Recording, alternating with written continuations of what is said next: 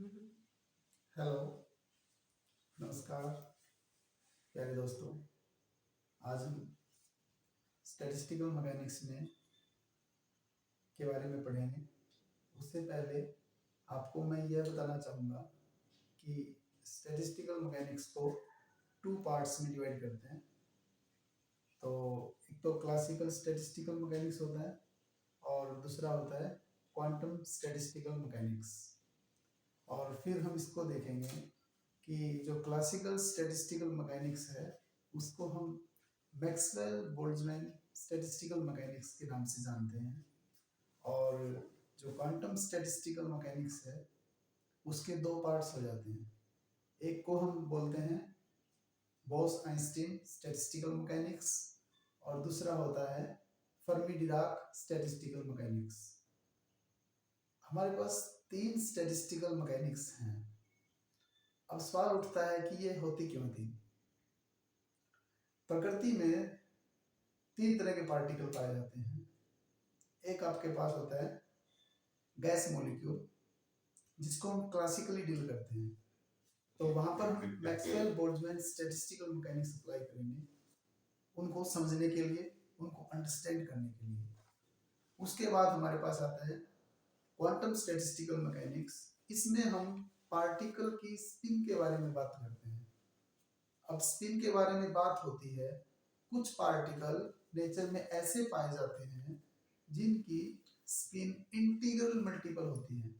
Spin spin जो angular quantum number होता है उसमें उनकी स्पिन क्या होती है, इंटीग्रल मल्टीपल होती है। जैसे फॉर एग्जांपल मैं बोलूं 0 1 2 3 4, ये इंटीग्रल स्पिन होगी। और उसके बाद जो पार्टिकल इंटीग्रल स्पिन के अंदर आएंगे उन पार्टिकल्स को बोलेंगे बोसोन। वो बोस आइंस्टीन स्टैटिस्टिकल मैकेनिक्स के अकॉर्डिंग हम उनको डील करेंगे। फिर कुछ पार्टिकल ऐसे होते हैं, अब बोस आइंस्टीन स्टैटिस्टिकल मैकेनिक्स का हमने बोल दिया, तो इसमें फोटोन एक सबसे बेहतरीन एग्जांपल है, फोटोन। फिर उसके बाद हमारे पास होता है कुछ पार्टिकल ऐसे होते हैं जिनकी स्पिन हाफ इंटीग्रल मल्टीपल होती है, जैसे हाफ 3/2 5/2। ये जो पार्टिकल होते हैं इनको हम बोलते हैं फर्मियोन्स, क्योंकि फर्मी डिराक स्टैटिक्स के अकॉर्डिंग वर्क करते हैं। और अब इन पार्टिकल्स के एग्जांपल आपके सबसे बेहतरीन एग्जांपल आपकी मैं बात करूं, इलेक्ट्रॉन है, प्रोटॉन है, न्यूट्रॉन है। थोड़ा सा मैं आपको बता देना चाहता हूं, स्टैटिस्टिकल मैकेनिक्स जो है हमारे पास, स्टैटिस्टिकल मैकेनिक्स जो है हमारे पास, इसको हम बेसिकली टू पार्ट्स में डिवाइड करते हैं। First, Maxwell Boltzmann statistical mechanics. Maxwell Boltzmann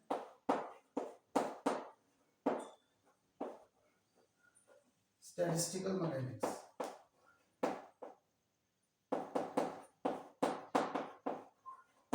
इसका अगर मैं बात करूं, इसको हम क्लासिकल स्टैटिस्टिकल मैकेनिक्स भी बोलते हैं। Classical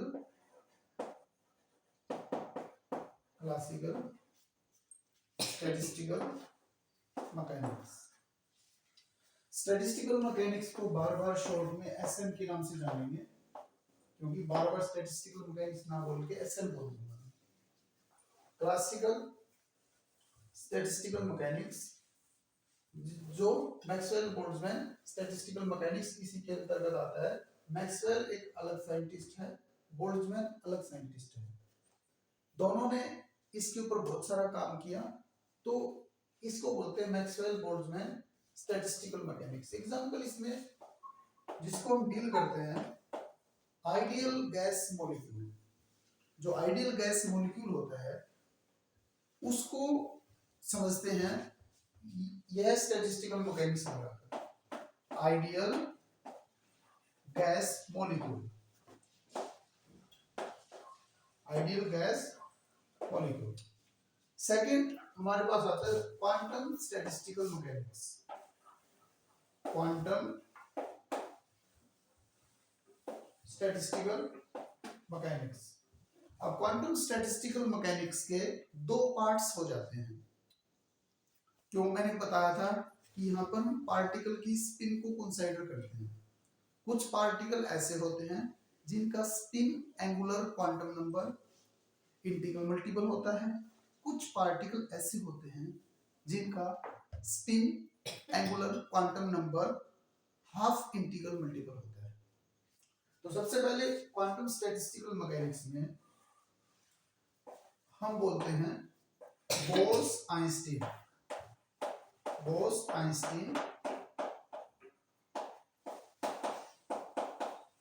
statistical mechanics. अब बोस इंडियन साइंटिस्ट है।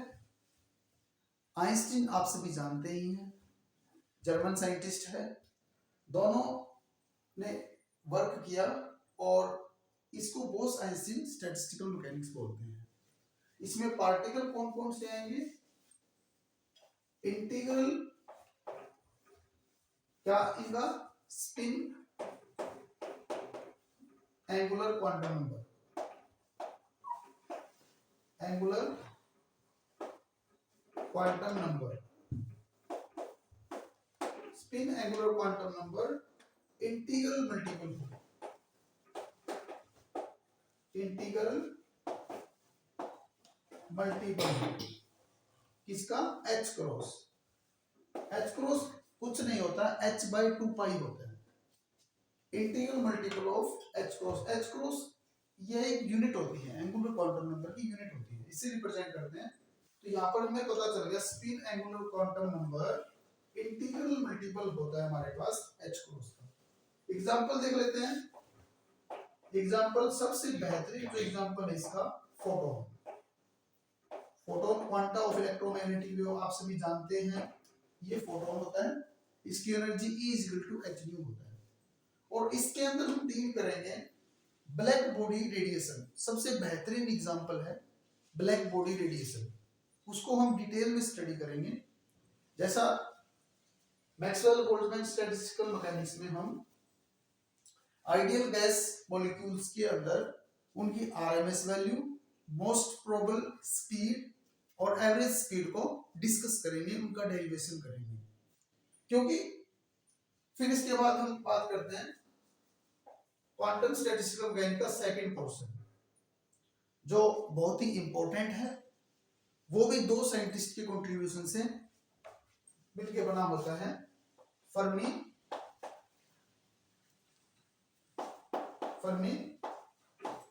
Dirac statistical mechanics.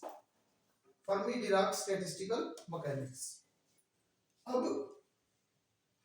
Fermi Dirac statistical mechanics में हम उन पार्टिकल्स को डील करते हैं जिनका spin angular quantum number half integral multiple of H cross होता है। Spin angular quantum number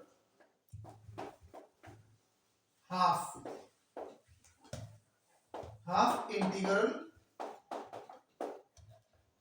multiple of H cross होता है। ये है पहचान। और एग्जांपल इसके अंदर इलेक्ट्रॉन, प्रोटॉन, न्यूट्रॉन। इलेक्ट्रॉन तो आप सभी जानते ही हैं, एटम्स के बाहर इलेक्ट्रॉन घूम रहे होते हैं, और एटम में जो न्यूक्लियस होता है उसमें न्यूट्रॉन और प्रोटॉन दोनों ही होते हैं। तो एग्जांपल इलेक्ट्रॉन,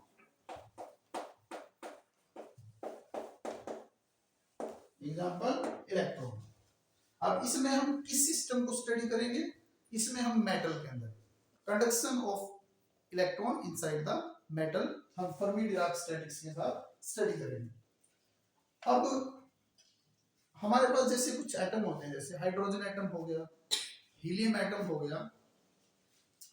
ये कुछ सवाल आ जाते हैं कि एक पर्टिकुलर कार्बन एटम कौन सी स्टैटिक्स को फॉलो करेगा, क्योंकि उसमें मल्टीपल आपके इलेक्ट्रॉन है, न्यूट्रॉन है, प्रोटॉन है, तो उसमें थोड़ा सा हम डिस्कस करते हैं कि किस पार्टिकल को, किस एटम को उनके पार्टिकल के बेसिस पे किस कैटेगरी में करेंगे। दूसरी सबसे एक इंपॉर्टेंट बात मैं बताना चाहूंगा, बोस-आइंस्टीन स्टैटिस्टिकल मैकेनिक्स में जो पार्टिकल होता है ना, उसका नाम होता है बोसोन। क्या होता है उसका? बोसोन। ऊपर लिख देता हूं मैं, बोसोन, बोसोन्स। बोसोन्स होता है क्योंकि बोस का इसका कंट्रीब्यूशन बहुत ज्यादा रहता है। बोस जो साइंटिस्ट, इंडियन साइंटिस्ट, उसका कंट्रीब्यूशन बहुत ज्यादा था, इसलिए उनके सम्मान में उस पार्टिकल का नाम बोसोन्स रख दिया। अब जो फर्मी डिराक स्टैटिक्स के अंदर जो पार्टिकल आते हैं उनका नाम होता है फर्मियोन्स। क्या नाम होता है? फर्मियोन्स।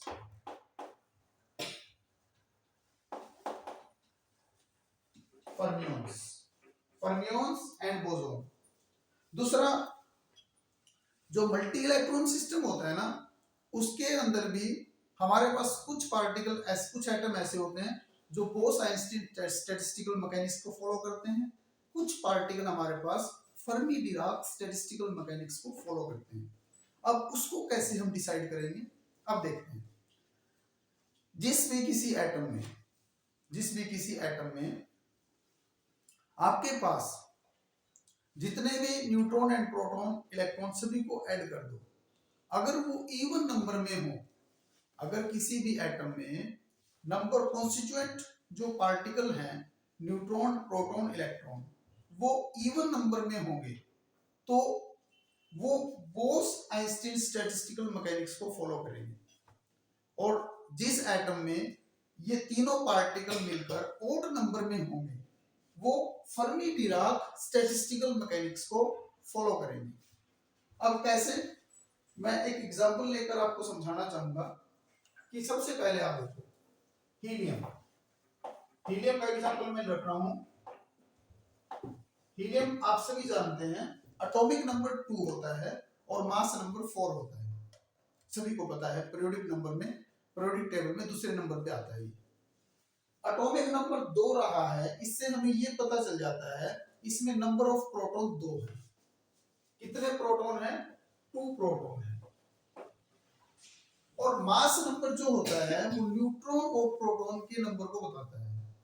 अब 4 जो इसमें ये बता रहा है 2 न्यूट्रॉन है और 2 प्रोटॉन है, तो 2 प्रोटॉन घटा देंगे, नंबर ऑफ न्यूट्रॉन इसमें 2 न्यूट्रॉन आएंगे। और helium atom as a whole neutral होता है, तो इसके न्यूक्लियस के चारों तरफ 2 इलेक्ट्रॉन घूम रहे होंगे, 2 electron, P representing the 2 proton, N representing the neutron and E representing the electron।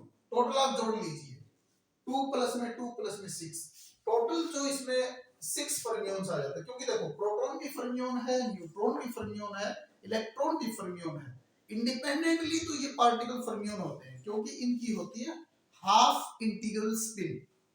जो स्पिन एंगुलर क्वांटम नंबर होता है इनका, वो हाफ इंटीग्रल होता है।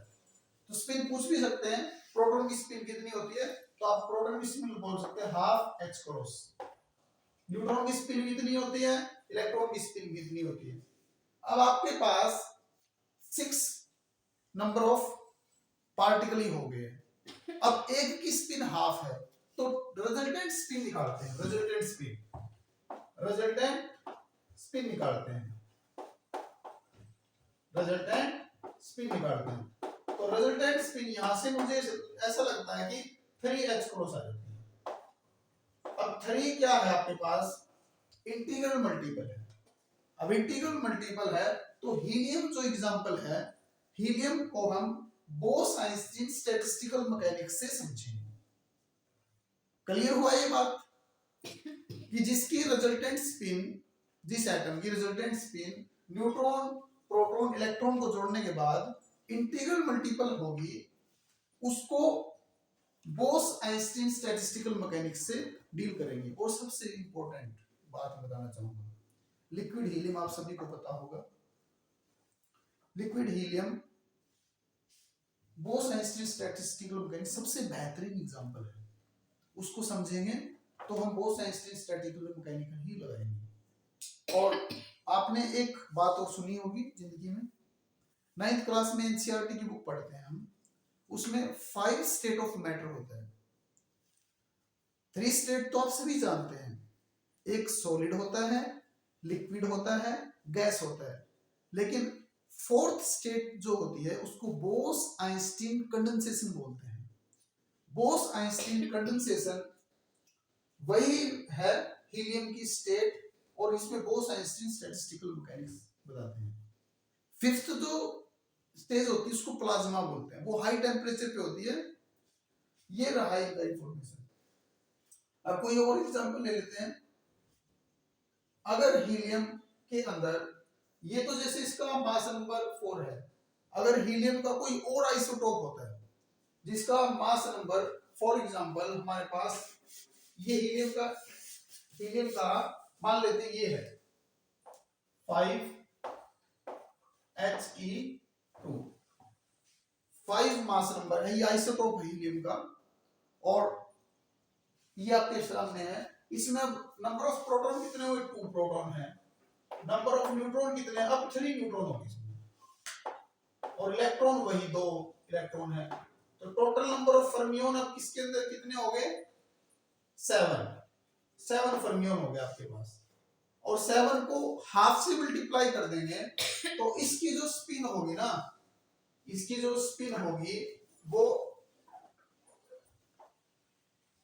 3 इंटू में हाफ, इसकी जो स्पिन होगी वो 3 इंटू में हाफ होगी।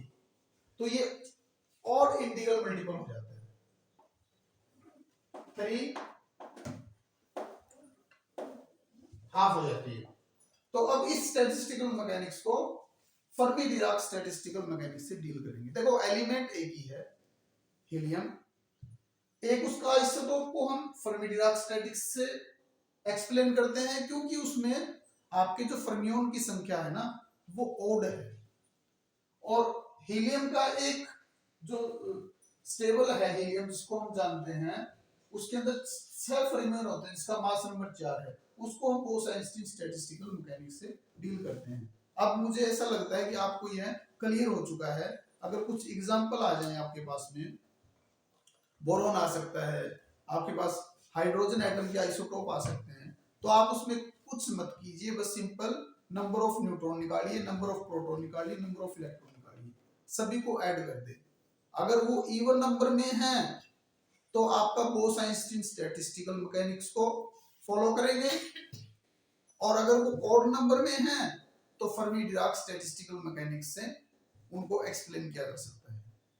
यह हमारे पास हो गया हाउ टू डिसाइड कि किस स्टैटिस्टिकल मैकेनिक्स के द्वारा किस पार्टिकल को हम एक्सप्लेन करेंगे।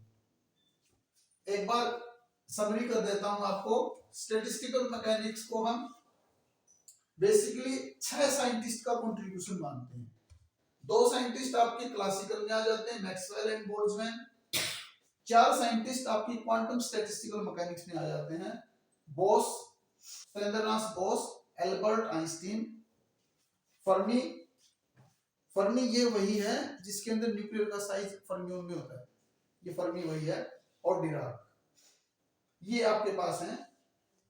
क्लासिकल स्टैटिस्टिकल मैकेनिक्स में जिस चीज को, जिस टॉपिक को हम समझेंगे वो आइडियल गैस मॉलिक्यूल का परफेक्ट एग्जांपल लेके स्टडी करेंगे, और ये आपके पास मैक्सवेल बोल्ट्जमैन स्टैटिस्टिकल मैकेनिक्स बोलते हैं। मैक्सवेल का बहुत ज्यादा कंट्रीब्यूशन है। आपको मैं एक बात बताना चाहूंगा, ये इक्वेशन देखो कितनी इंपॉर्टेंट है, S = KB log of W, ये वेरी इंपॉर्टेंट है।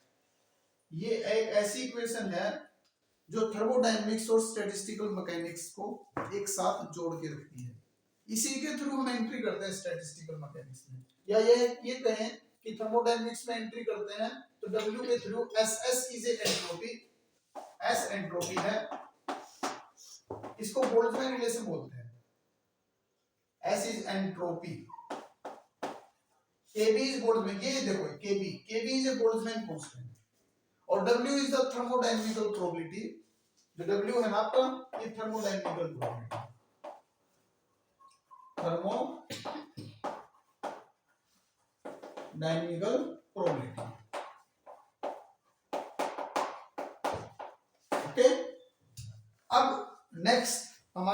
क्या है? अब हमने तीनों स्टैटिस्टिकल मैकेनिक्स में इनकी डिस्ट्रीब्यूशन को समझना है। कहने का मतलब क्या है? थर्मोडायनामिकल प्रोबेबिलिटी राइट डाउन करनी है, मैक्सवेल बोल्ट्जमैन के लिए भी, बोस आइंस्टीन के लिए भी और फर्मी डिराक के लिए भी, तीनों को हमने राइट डाउन करना है। और सबसे पहले मैक्सवेल बोल्ट्जमैन स्टैटिस्टिकल मैकेनिक्स की थर्मोडायनामिकल प्रोबेबिलिटी राइट डाउन करेंगे और थर्मोडायनामिकल प्रोबेबिलिटी से फिर हम वहां से एंट्रोपी निकालते हैं और एंट्रोपी निकालने के बाद और बहुत सारी प्रॉपर्टीज होती हैं, जैसे for example total energy, enthalpy, Gibbs free energy, ये बहुत सारी आपकी पोटेंशियल्स होती हैं जिससे हम उनकी फिजिकल क्वांटिटीज को एक्सप्लेन करते हैं और फाइंड आउट करते हैं। अब हम करते हैं एक छोटा सा कॉन्सेप्ट और आपको बताता चलूंगा मैं कि यहाँ पर तीनों स्टैटिस्टिकल मैकेनिक्स में कुछ पार्टिकल होते हैं, कुछ अजम्पशंस होती हैं, वो हम देखेंगे क्या होती हैं स्टैटिस्टिकल मैकेनिक्स में। अब हम डिस्ट्रीब्यूशन फंक्शन के बारे में बात करते हैं। Distribution function,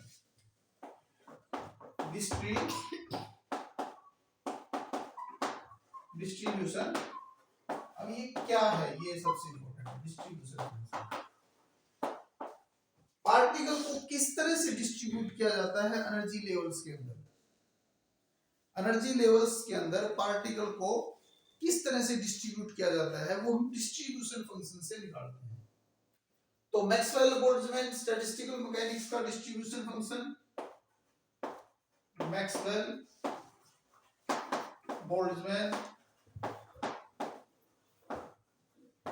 Boltzmann statistical mechanics का डिस्ट्रीब्यूशन फंक्शन। कहने का मतलब हम यहाँ पर W लिखना चाहते हैं। W आप सभी को पता है, थर्मोडायनामिकल प्रोबेबिलिटी। अब थर्मोडायनामिकल प्रोबेबिलिटी क्या होती है? Number of micro state in a macro state, this is the thermodynamical probability. ठीक है, बहुत अच्छी बात है। अब इसके लिए क्या करते हैं? अब देखो, जितने भी स्टैटिस्टिकल मैकेनिक्स हम पढ़ रहे हैं ना, इसके अंदर कॉन्सेप्ट है फेज स्पेस का। फेज स्पेस,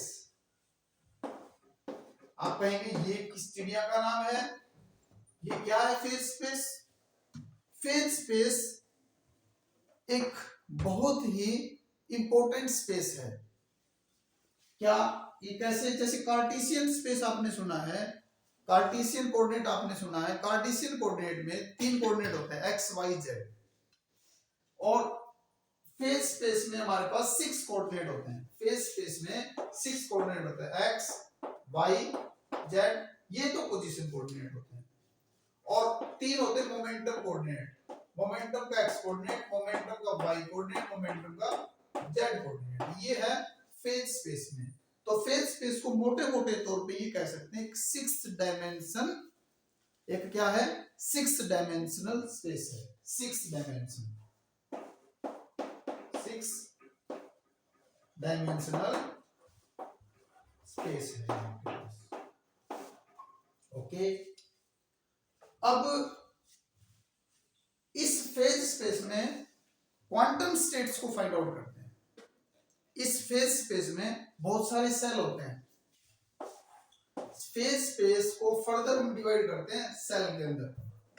सेल वही चीज है, आप इसको एनर्जी लेवल भी बोल सकते हैं, कोई बड़ी बात नहीं है। सेल को आप एनर्जी लेवल बोलिए, एनर्जी लेवल बोलिए, क्वांटम स्टेट बोलिए,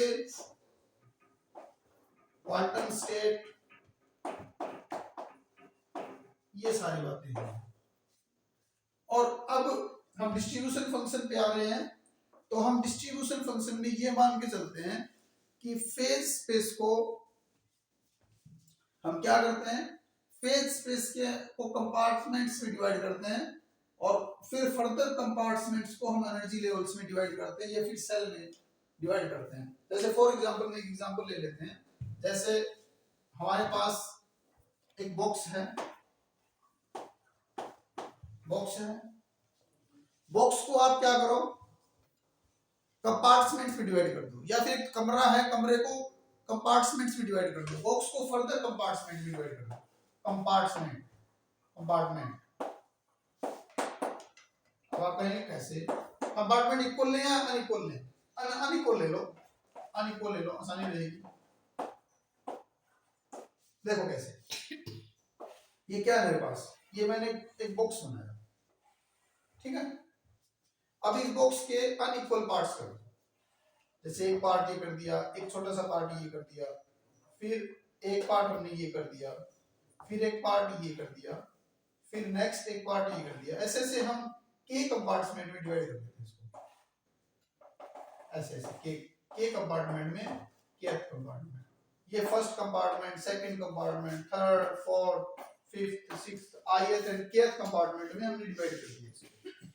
अब ये कंपार्टमेंट्स में डिवाइड कर दिया हमने इसको, तो इस इन कंपार्टमेंट को फर्दर हम सेल में, इक्वल साइज के सेल में डिवाइड करते हैं, इक्वल साइज के सेल में डिवाइड करते हैं, इक्वल साइज के सेल। अब साइज, इक्वल साइज के सेल हैं, तो कंपार्टमेंट के साइज अलग अलग हैं, तो जो बड़ा जो कंपार्टमेंट होगा उसमें सेल ज्यादा आएंगे, और जो छोटा कंपार्टमेंट होगा उसमें सेल कम आएंगे। एनर्जी लेवल की बात है, सेल का मतलब एनर्जी लेवल।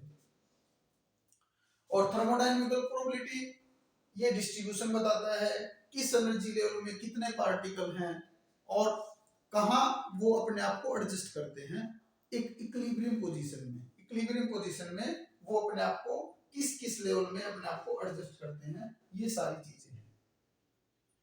अब फेज स्पेस का हम वॉल्यूम निकालते हैं। क्या निकालते हैं इसमें? फेज स्पेस का वॉल्यूम निकालते हैं, और फिर हम किसी एनर्जी रेंज के अंदर नंबर ऑफ क्वांटम स्टेट या नंबर ऑफ सेल को फाइंड आउट करते हैं। अब हमारे पास क्या है, अब हमारे पास क्या है ये देखते हैं। सबसे इंपॉर्टेंट बात, बॉक्स है, बॉक्स को कंपार्टमेंट में डिवाइड किया, अनइक्वल साइज कंपार्टमेंट्स थे, फिर मैंने इसको फर्दर सेल में डिवाइड कर लिया, इक्वल, जो कि इक्वल साइज के हैं, इक्वल साइज। और जो सेल का जो साइज होता है ना फेज स्पेस में, फेज स्पेस में जो सेल का साइज होता है वो h का क्यूब होता है। This is the size of one cell, size of one cell, size of one cell in phase space, ये हमारे पास है।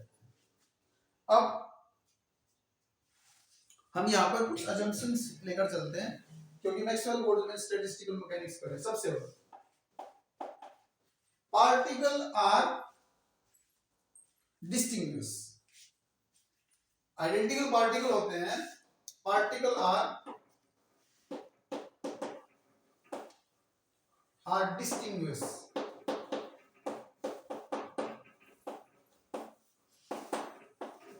डिस्टिंग्विशेबल पार्टिकल डिस्टिंग्विश हो, यदि आइडेंटिकल होते हैं, आइडेंटिकल होने के बाद भी डिस्टिंग्विश होते हैं। आइडेंटिकल पार्टिकल होने के बाद भी डिस्टिंग्विश होते हैं। डिस्टिंग्विश पार्टिकल का कहने का मतलब ये है, अगर मैं एक आपको सिंपल सी बात में बताता हूँ, हर पार्टिकल के पास में एक अपनी थर्मल वेवलेंथ होती है, थर्मल वेवलेंथ होती है।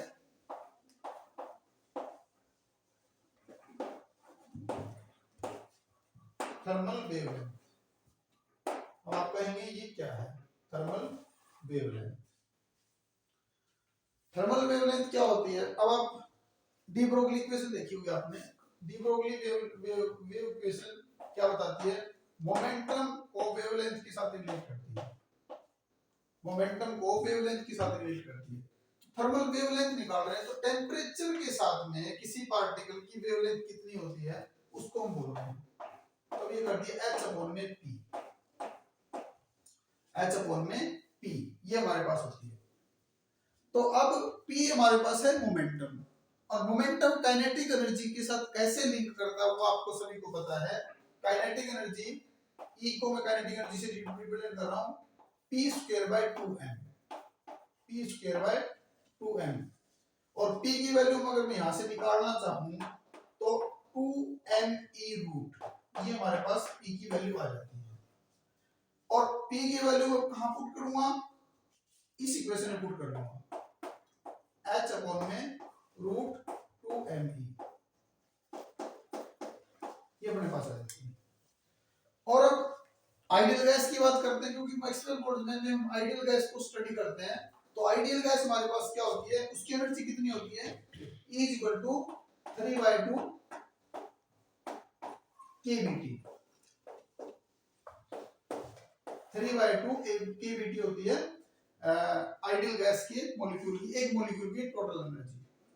तो अगर मैं यहाँ पर एनर्जी की वैल्यू को पुट कर देता हूँ, इस इक्वेशन में पुट कर देता हूँ, तो लैम्डा इज इक्वल टू, जो थर्मल वेवलेंथ का नाम दिया मैंने, थर्मल वेवलेंथ का नाम क्यों दिया मैंने, क्योंकि टेंपरेचर के साथ में ये वेवलेंथ का रिलेशन स्टेबलाइज हो रहा है। यहाँ पर 2m E की वैल्यू पुट करोगे 3/2 kBT, तो ये है थर्मल वेवलेंथ। तो H is equal to root 3m kBT। थोड़ा ऊपर में लिख देता हूँ, लैम्डा की वैल्यू हमारे पास क्या आ गई, लैम्डा की वैल्यू हमारे पास क्या आ गई, ये आप एक बार देख लीजिए, इसको मैं एक बार लिख देता हूँ, ये आ जाती है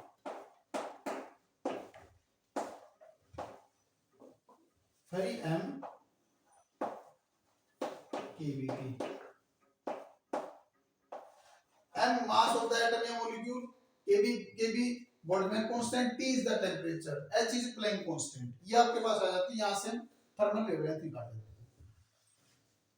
अब डिस्टिंग्विश पार्टिकल को, डिस्टिंग्विश पार्टिकल है तो इसका मीनिंग क्या है, इसका मीनिंग ये है कि mean free path, average distance between the particle, mean free path, mean distance, mean distance between gas molecule,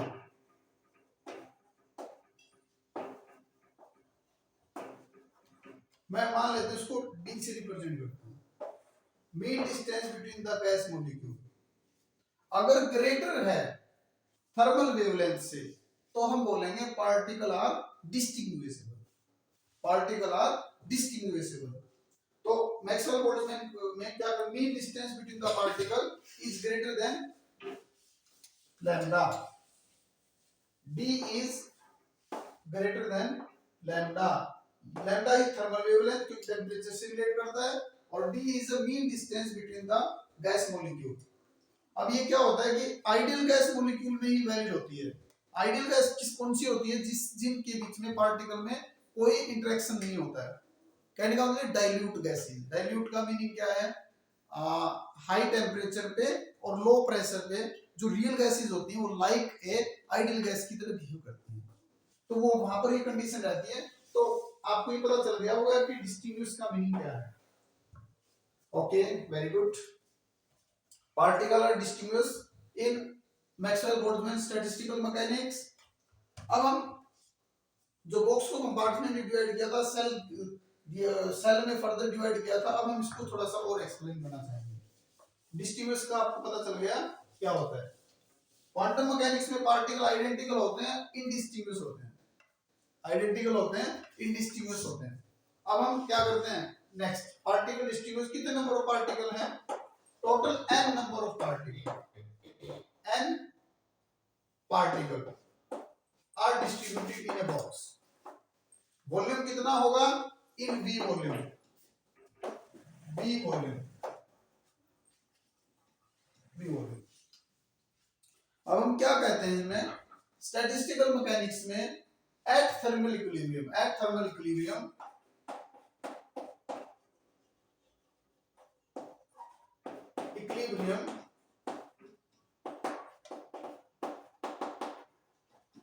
thermal equilibrium हम बात करते हैं कि क्या रहता है कि अब n1 पार्टिकल, अब ये n टोटल n पार्टिकल हैं, तो n1 पार्टिकल आपके फर्स्ट कंपार्टमेंट में चले गए, n2 पार्टिकल सेकंड कंपार्टमेंट में चले गए, n3 पार्टिकल थर्ड में चले गए। ये डिस्ट्रीब्यूशन रहता है कि nk में kth कंपार्टमेंट nk चले गए, टोटल n पार्टिकल हमारे पास। आप इसको सम में भी लिख सकते हैं, I vary from 1 to k equal to n। ये वेरी इंपॉर्टेंट इक्वेशन है। Total number of particle remain constant, total number of particle remain constant. आगे हम इसका यूज करेंगे, आगे इसको देखेंगे, फिर हम बताएंगे आपको। Total number of particle remain constant. Second, energy की बात करते हैं। टोटल एनर्जी कैसे निकालेंगे? टोटल एनर्जी कैसे निकालेंगे? जैसे first n1 particle first energy level में चले गए, n2 particle second energy level में चले गए, n3 particle third energy level में चले गए। एक कंपार्टमेंट को मैं एक एनर्जी लेवल बोल रहा हूँ, और एनर्जी लेवल को फर्दर लेवल्स में डिवाइड किया जाता है, जिसको हम बी जनरेसी से समझेंगे कि एक लेवल भी एक फर्दर लेवल्स में डिवाइड है। तो ये टोटल एन पार्टिकल आ गए। नेक्स्ट हम बोलते हैं फर्स्ट एनर्जी लेवल की इवन एनर्जी है। जैसे ये मैं एनर्जी ड्रॉ कर देता हूं, ये मान लेते हैं ये E1 एनर्जी लेवल है, ये E2 एनर्जी लेवल है, 3 है, ये 4 है। ये E1 एनर्जी लेवल है, ये E2 एनर्जी लेवल है, ये E3 है। इस तरह से आपके ऊपर EI एनर्जी लेवल है, या फिर EK एनर्जी लेवल आप बोल सकते हैं। तो क्या करते हैं, टोटल एनर्जी कैसे निकालेंगे? E टोटल, या कहीं कहीं यू से भी डिनोट करते हैं। तो E टोटल हमारे पास हो गए n1 number of particle first energy level, n1 E1, n2 E2, n3 E3, इसी तरह nk ek। और इसको सम में लिखना चाहिए तो ऐसे लिख सकते हैं ni ei, I 1 से लेकर k तक वेरी करता है। ये आपके पास टोटल एनर्जी। ये काफी इंपॉर्टेंट रिलेशन है, ये भी काफी इंपॉर्टेंट रिलेशन है। ये दो रिलेशन आप याद रखें, इक्वेशन 1 और इक्वेशन 2 बोलेंगे। अब n पार्टिकल को डिस्ट्रीब्यूट किया गया है, अब n पार्टिकल को डिस्ट्रीब्यूट किया गया है, तो इसको हम नेक्स्ट समझते हैं कि कैसे क्या है। n पार्टिकल को डिस्ट्रीब्यूट किया गया है, हम नेक्स्ट इसको कैलकुलेट करते हैं।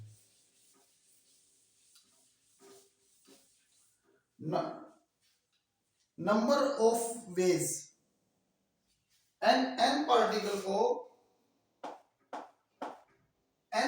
को अगर डिस्ट्रीब्यूट किया गया है तो n factorial is the number of ways. Number of ways of arrangement n particle, n factorial veg है।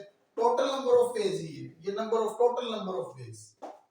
n factorial is the total number of arrangement, total number of ways, total number of ways of arrangement of n particle को n factorial से represent करेंगे यहां पर।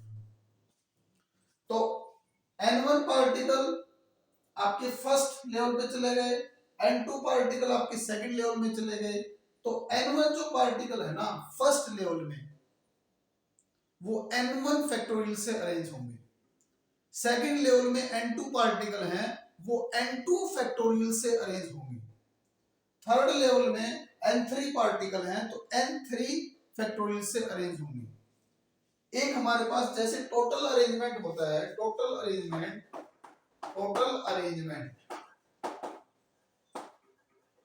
Total जो arrangement होता है particle का, वो बराबर होता है हमारे पास मीनिंगफुल अरेंजमेंट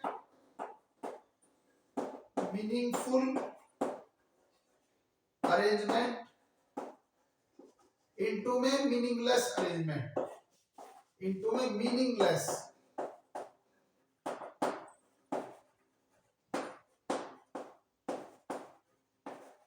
इसको बात को समझो, total number of arrangement n particle के n फैक्टोरियल हो जाते हैं। फिर कुछ अरेंजमेंट ऐसे होते हैं जो रिपीट होते हैं, उसमें कुछ अरेंजमेंट ऐसे होते हैं जो रिपीट होते हैं, जिसका हमें कोई लेना देना नहीं होता, वो n फैक्टोरियल से हमें निकालने पड़ते हैं। तो मीनिंगफुल अरेंजमेंट क्या हो जाएगा? Meaningful arrangement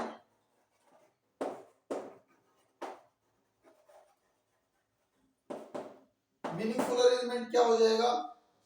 total number of arrangement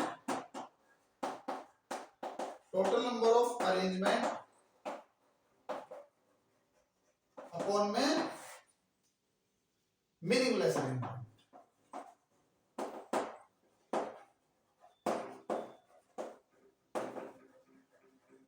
ये हो जाता है। और मीनिंगफुल अरेंजमेंट ही थर्मोडायनेमिकल प्रोबेबिलिटी है। मीनिंगफुल अरेंजमेंट ही थर्मोडायनेमिकल प्रोबेबिलिटी होती है हमारे पास में। तो अगर मैं जस्ट लिखना चाहूं, ये एक अलग से भी डेरिवेशन आता है, when n particles are distributed in k compartment और k compartment is further divided into gk cell. gk is the number of cell further. So w is the thermodynamical probability,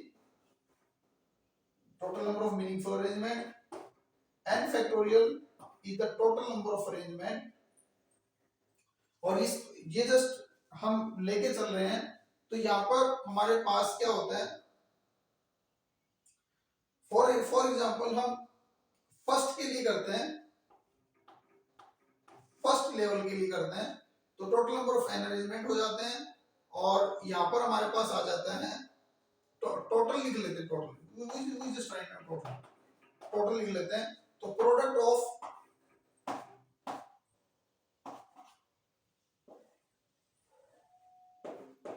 ji I की power N i और n I factorial. This is the distribution function for Maxwell Boltzmann statistical mechanics. N I is the total number of arrangement हो जाता है।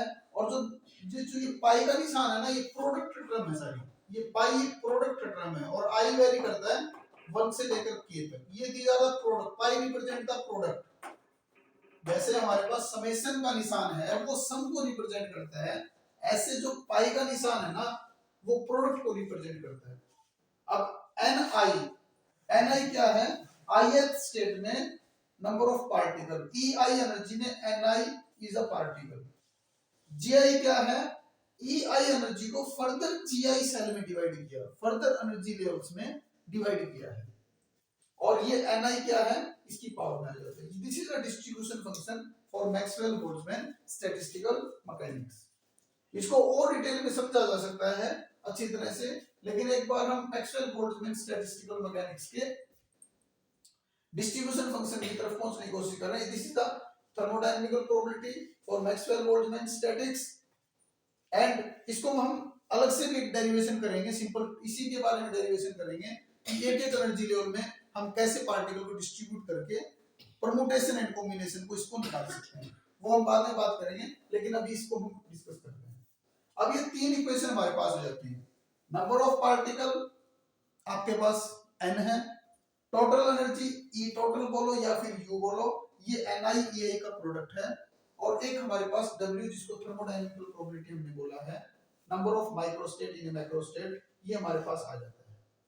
अब इन तीनों equation को हम इस तरह से सॉल्व करते हैं लैग्रांजियन अनडिटरमाइंड मल्टीप्लायर से, जिससे हमें ith स्टेट में Ni पार्टिकल के डिस्ट्रीब्यूशन के बारे में पता चल जाता है। अब कैसे करते हैं? एक हम समरी टाइप लिख लेते हैं, तीनों इक्वेशन को एक तरफ लिख लेते हैं, तीनों इक्वेशन को, फिर हम इनको देखते हैं कि कैसे क्या होता है। तीनों इक्वेशन को लिख लेते हैं। फर्स्ट तो आपको पता ही है, number of particle remain constant n equal to summation of ni। ये law of conservation of particle के अकॉर्डिंग होता है, total number of particle remain constant, ये लॉ ऑफ कंजर्वेशन के अकॉर्डिंग होता है। Okay fine. सेकंड जो है law of conservation of energy, E is equal to Ni EI। 1 से लेकर k तक बोल दो इसको I, 1 से लेकर समेशन जा रहा है यहाँ पर। और थर्ड जो इक्वेशन है ये है W1।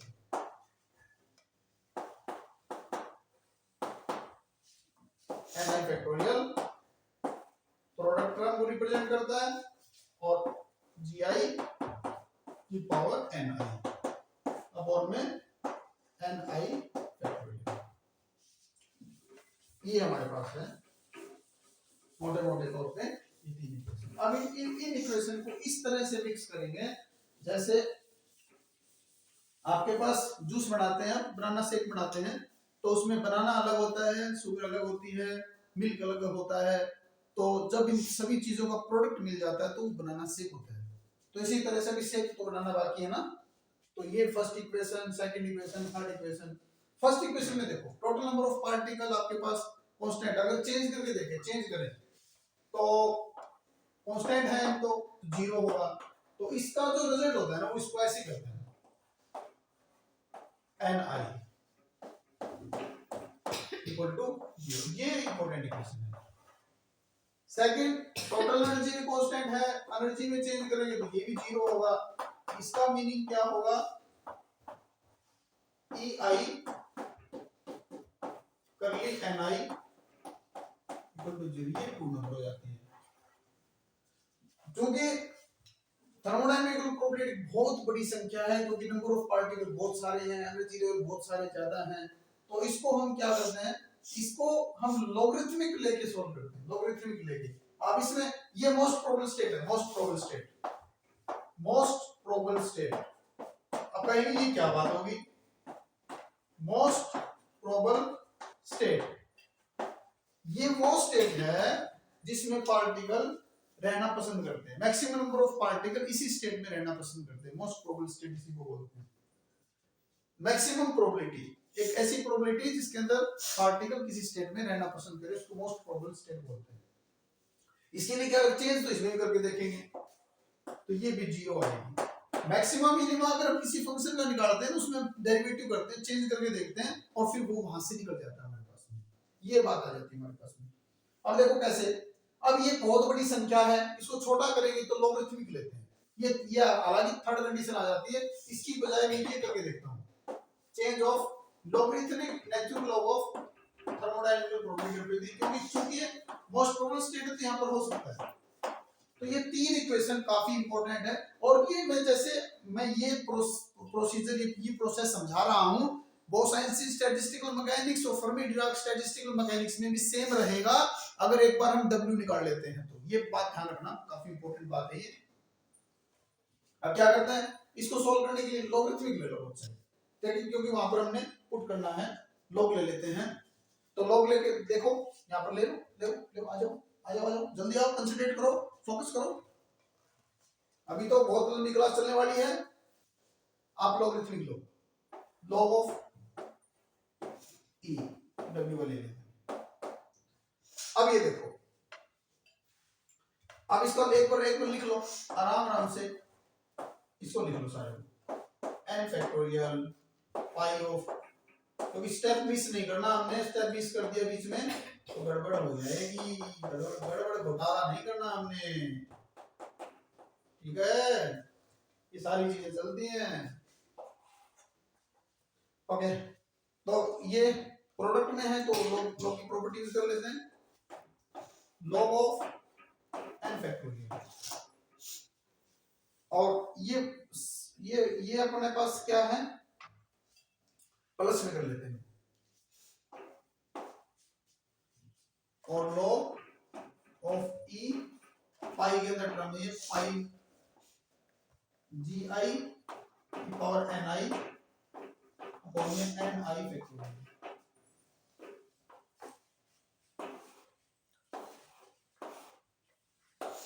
ये अपने लॉग, ये हमने क्या लगा, लॉग a प्लस में b, ये साइड में लिख देता हूं ताकि थोड़ा सा याद रहेगा आपको। लॉग की प्रॉपर्टी होती है log a into में b, तो लॉगरिथमिक ऑफ a प्लस में लॉगरिथमिक ऑफ b, ये रख दिया, या प्रोडक्ट टर्म मान ली मैंने, n फैक्टोरियल को a मान लिया और पाई की जो टर्म थी उसको हमने b निकाल लिया। अब दूसरा और देखो एक चीज और, लॉग के अंदर जो प्रोडक्ट में जो चीजें होती है वो सम के अंदर आ जाती है, जो पाई है ये प्रोडक्ट में जो टर्म है वो सम में आ जाती है, तो सम में आ जाती है तो हम इसको कैसे लिख सकते हैं, इसको ऐसे लिख सकते हैं, logarithmic of n factorial, okay, plus में summation of summation of log e ji I की पावर एन आई अपॉन में एन आई फैक्टोरियल, ये अपने पास आ जाता है। ये फ्रॉम वन से लेकर आप के तक बोलो, आई तक बोलो, एन तक बोलो, ये यहाँ तक जाता है। ये आ गया log e डब्ल्यू, ये ऐसे। अब बेटा देखो n बहुत बड़ी संख्या है, तो n को सॉल्व करने के लिए स्टिरलिंग अप्रोक्सीमेशन यूज करेंगे। स्टिरलिंग फार्मूला बोलते हैं या स्टिरलिंग अप्रोक्सीमेशन बोलते हैं, उसको हम यूज करते हैं। अब आपको एक बार और मैं थोड़ा सा बता देता हूँ। Total number of particle constant होते हैं, टोटल एनर्जी कांस्टेंट होती है। उससे जब हमने चेंज करके देखा तो total number of particle change तो होंगे ही नहीं, कांस्टेंट तो जीरो हो जाएगा। उसके से निकल के ये इक्वेशन आ जाती है हमारे पास में, ये सम में आ जाती है। सम वेरी करता आई आपका के तक करता है, ये भी आपका वेरी करता है, के तक बोलो एन तक बोलो, आप इसको वेरी करवा सकते हो, कोई प्रॉब्लम नहीं है। और सेकंड ये मैक्सवेल बोल्ट्जमैन डिस्ट्रीब्यूशन फंक्शन था, इससे हमने ये वाली प्रॉपर्टी यूज करते हैं मोस्ट प्रोबेबल स्टेट के लिए, ये वाली इक्वेशन का की यूज करते हैं। हमने लिया क्या, लॉगरिथमिक लिया है और ये निकालने की कोशिश कर रहे हैं, यहां से ये निकालने की कोशिश कर रहे हैं और यहां से हम सक्सेसफुल हो जाएंगे। अब क्या करते हैं, हम इस इक्वेशन में स्टिरलिंग फार्मूला लगाते हैं। अब इक्वेशन में स्टिरलिंग फार्मूला लगाते हैं और स्टिरलिंग फार्मूला एक बार मैं लिख देता हूं कि क्या होता है। स्टिरलिंग फार्मूला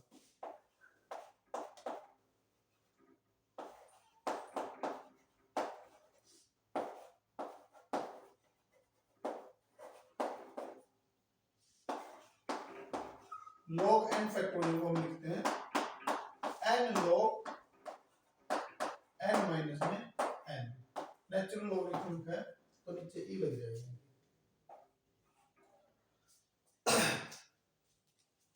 तो एक हमारे यहां लगेगा, एक हमारे यहां लगेगा। तो हम थोड़ा सा इसको भी हम सोल्व कर लेते हैं। इस इक्वेशन को ऐसे लिखेंगे log e w log e n i factorial plus में समेशन तो रहेगा ये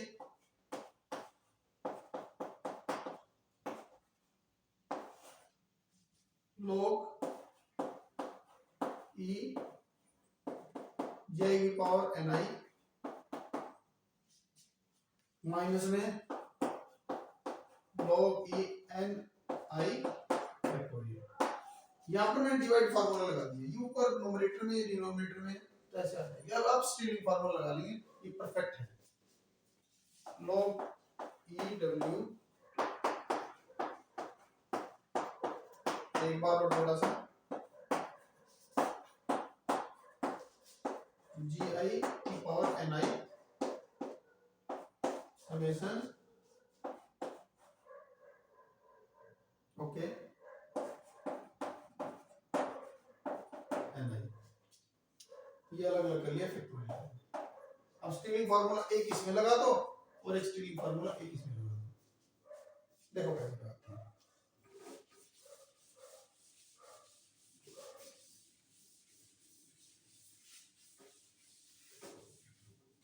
इसको कैसे करेंगे, n log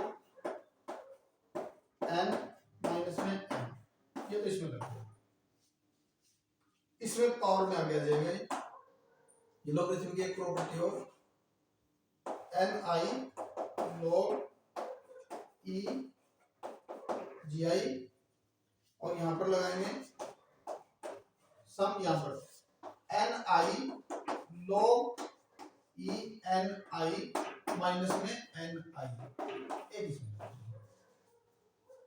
ठीक है okay.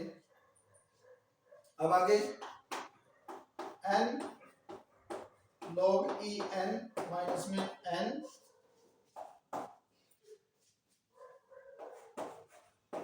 n i log e ji i और इसमें summation of N I log e N i minus में सम ऑफ एन आई।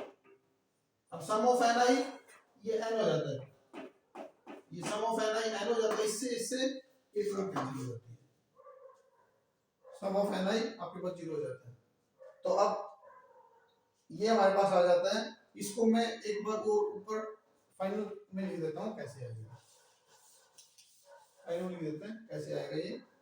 तो ये आ गया log e probability n log e n sum of n i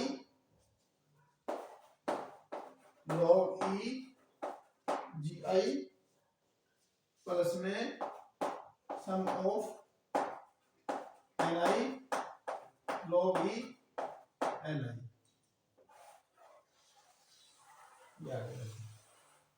ठीक है। ओके, अब इसके अंदर ये यूज करते हैं, अब इसके अंदर क्या यूज करते हैं, अब इसके अंदर हम ये यूज करते हैं, चेंज करके देखते हैं। अब करेंगे ये, पर अगर ये मोस्ट प्रोबेबल स्टेट है तो ये वाली प्रॉपर्टी मोस्ट प्रोबेबल स्टेट है तो इसके लिए यूज करेंगे। तो आप करिए, ये n ये कांस्टेंट है, n इज ए कांस्टेंट है n, तो कैसे रहेगा, जैसे n ये फर्स्ट फंक्शन है log e n का 1/n, ये आपने कर दिया। उसके बाद में प्लस में चेंज ऑफ n, log वाली टर्म कांस्टेंट रह जाती है, ये दो फैक्टर को लिख दिया। अब आगे उसमें है gi कांस्टेंट आपका, gi का कुछ रहेगा नहीं, प्लस में curly ni del ni log gi, ये यहां तक तो इतना रहेगा, उसमें प्रोडक्ट टर्म लग जाएगी उसमें। तो first ni log e ni as it is, plus में log e ni का इंटीग्रेशन होता है ni और फिर करली ni अपॉन में इनटू में ni as it is function, ये n से n कैंसिल हो गया, देख रहे हो इसमें। और ये तो हमारे पास क्या होता है, कांस्टेंट ये जीरो हो जाएगा, ये n कांस्टेंट 1/n, फिर n का करेंगे तो ये जीरो हो जाएगा, जीरो, ये भी जीरो हो जाएगा, क्योंकि नंबर ऑफ पार्टिकल कांस्टेंट आपके पास में, आपके पास ये रह जाता है। इसमें देखते हैं क्या क्या निकलता है।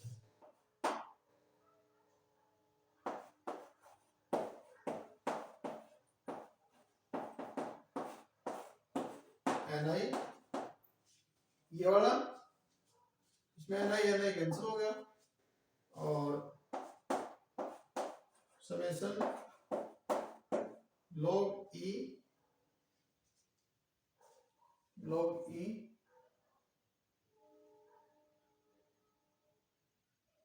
ओके,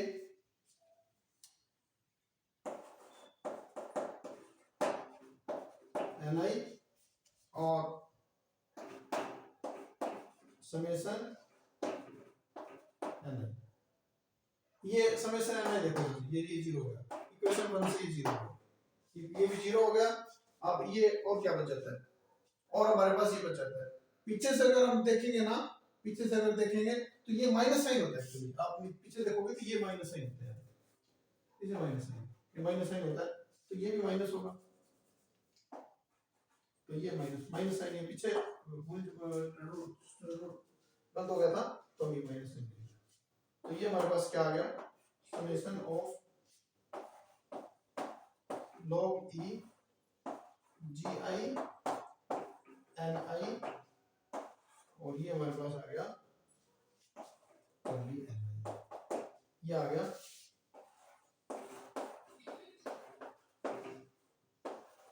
ये आपके पास आ गया। अब ये इक्वेशन नंबर 3 और ये इक्वेशन नंबर 1 2 3 ये 4 ले सकते हैं, और 1 2 एंड 4 को लैग्रांजियन अनडिटरमाइंड मल्टीप्लायर से सोल्व करेंगे, लैग्रांजियन अनडिटरमाइंड मल्टीप्लायर से सोल्व करेंगे, वो हम देखते हैं कि कैसे करते हैं। लैग्रांजियन अनडिटरमाइंड मल्टीप्लायर से हम इसको सोल्व करेंगे, देखो कैसे होता है इसमें। लैग्रांजियन अनडिटरमाइंड मल्टीप्लायर हम इसमें कांस्टेंट मानेंगे, दो कांस्टेंट मानेंगे अल्फा एंड बीटा, तो उससे हम इसको सॉल्व करते हैं। देखिए कैसे, एक बार हम इसको राइट डाउन कर देते हैं। अब इस इक्वेशन की जगह ये थर्ड इक्वेशन लिखने की बजाय हम इसको लिख लेते हैं। थर्ड इक्वेशन हम इसको लिख लेते हैं, ये वाली इक्वेशन। कैसे, यहाँ पर इसको पोजीशन कर देता हूँ।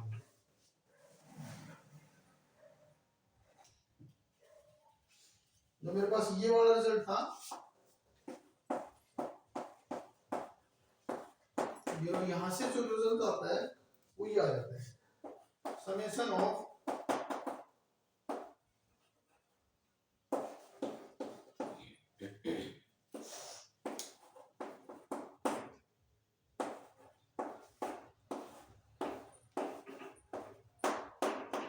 अब इसको मैं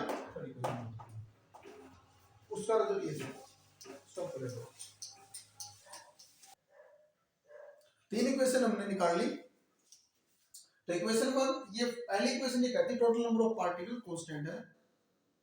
सेकंड इक्वेशन कहती है वो कंजर्वेशन ऑफ पार्टिकल थी, ये कंजर्वेशन ऑफ एनर्जी थी। थर्ड मोस्ट प्रोबेबल स्टेट के लिए आती है, मोस्ट प्रोबेबल स्टेट के लिए आती है, ये वाली इक्वेशन आती है।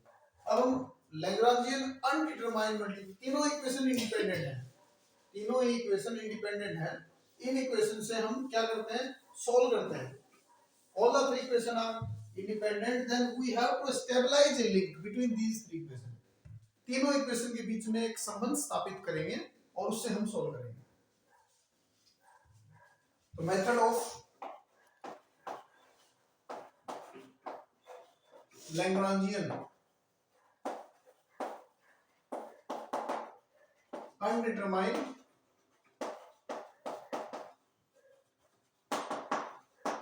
मल्टीप्लायर कैसे होता है। इक्वेशन 3 को लैम्डा 1 से मल्टीप्लाई कर लेते हैं। Let's combine lambda 1, lambda 2, lambda 3 are 3, lambda 1, lambda 2 and lambda 3 are 3 constant.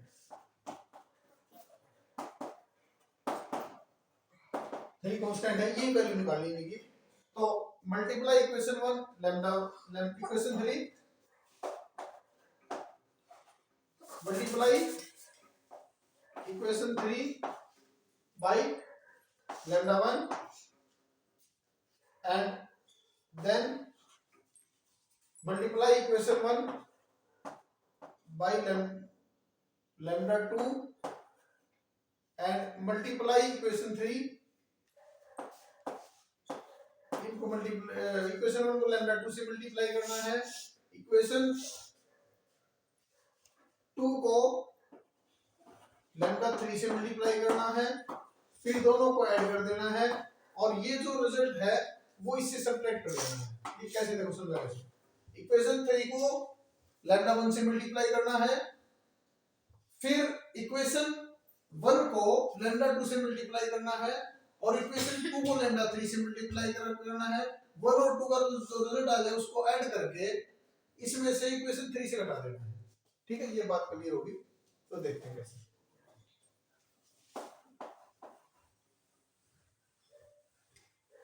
सम का निशान तो सभी के अंदर है, इसको ले लेते हैं हम। ओके, तो lambda 1 L D I N I ये हमने लिख लिया और ये होगा। फिर लैम्डा 2 से summation of N I delta N I, फिर लैम्डा 3 समेशन ई आई, ये घटाना था, ये माइनस करना था, ये माइनस आ गया।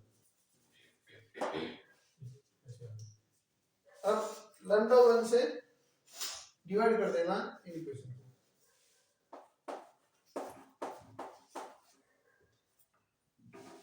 Dividing lambda 1 whole equation।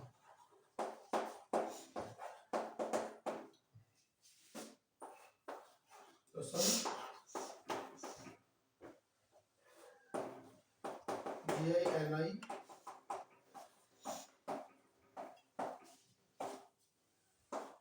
lambda 2 by lambda 1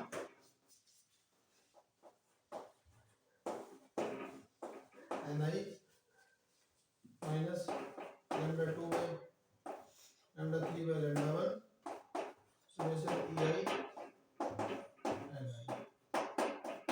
ये कर दिया हमने और अब सम को इसको बाहर ले लेते हैं। अंदर क्या रहेगा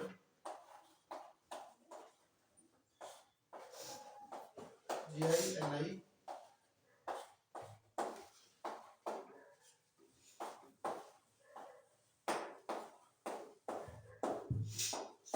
नहीं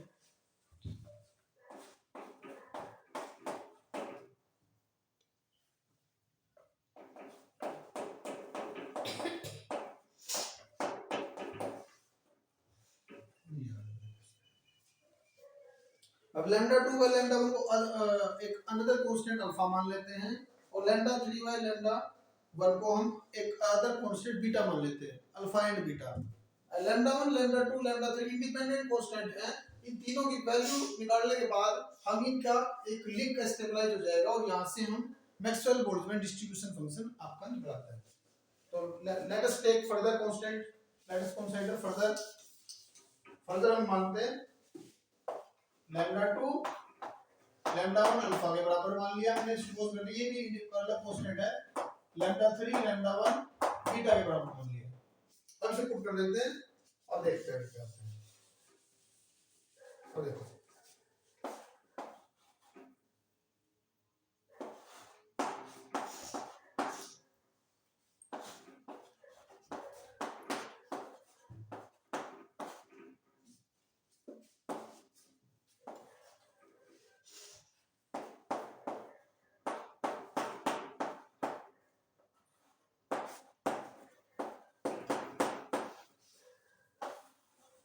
ये आ गया आपके पास में। अब ये जो फंक्शन है सम के अंदर में ये जीरो है कि बजाय ये वाला जीरो होने की बजाय, तो ये प्रोडक्ट आपका जीरो है तो ये जीरो मान लेते हैं इसको अंदर वाले को और फिर इसको सोल्व करते हैं। तो that is logarithm of GI NI alpha minus beta EI। अभी ये मेन इक्वेशन आ जाती है, ये मेन इक्वेशन आपके पास में। और ये देखो तो यहां से हम देखते हैं, देखो क्या है। तो GI NI equal to alpha plus beta EI और यहाँ पर हम एंटी लॉग ले लेते हैं इसका GI NI e की पावर अल्फा प्लस में बीटा EI और आप इसको लिख सकते हैं NI GI e की power minus alpha minus beta EI और ये लिख लेते हैं NI equal to GI e की पावर अल्फा e की पावर बीटा EI।